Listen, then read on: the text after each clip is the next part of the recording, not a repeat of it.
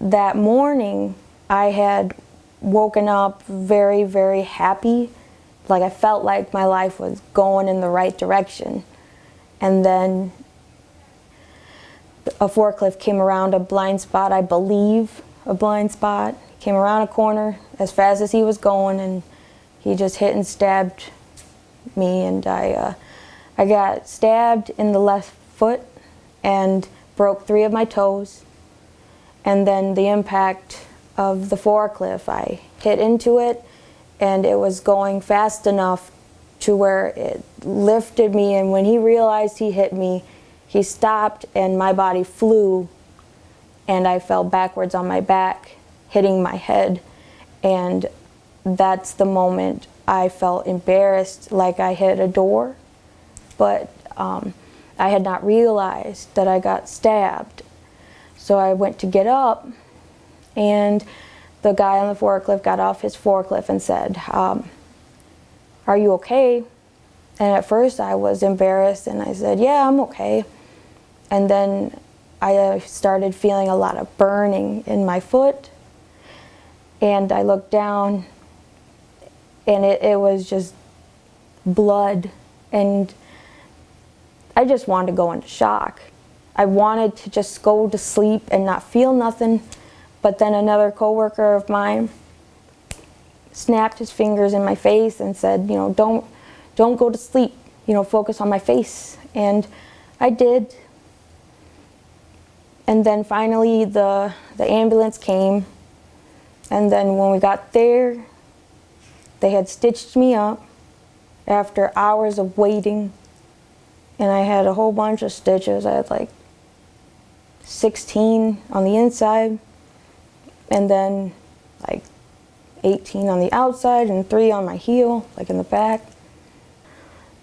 So then, as my 1-year mark of my accident started to come up, my boyfriend started looking at lawyers. And he said, "I found this lawyer for you." And it was really, really hard for me to speak for myself. I was on a lot of pain medicines back then, to where I was always tired, I was always sleepy, or I was always crying and screaming because of my pain. So my mom and my boyfriend would talk for me. They would do everything for me. And I was nervous about talking to a lawyer because I would have to do it, because it's about me.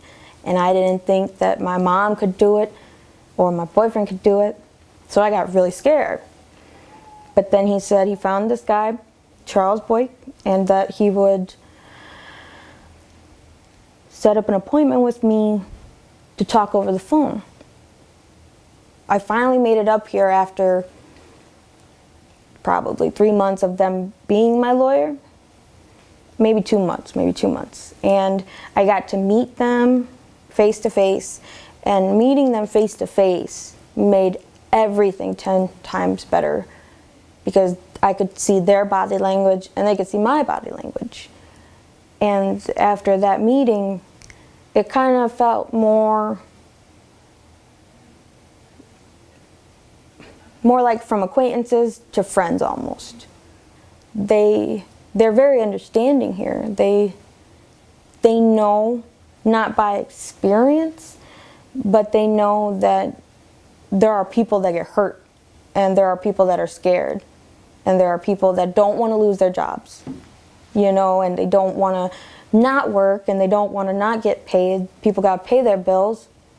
But when you get hurt in the workforce, it's a lot different than getting hit by a car. It's a whole nother ballgame. And this law firm knows that very, very, very well. When I explained a lot of these things to Charles Boyk and the paralegal Cynthia, they helped me. They talked to him. They went out of their way to set up some appointments for me, because I was scared to talk to doctors, because I was just scared of all of this mess, all of this saying no to what, well, I need it. They're understanding. They can help. They know the rules.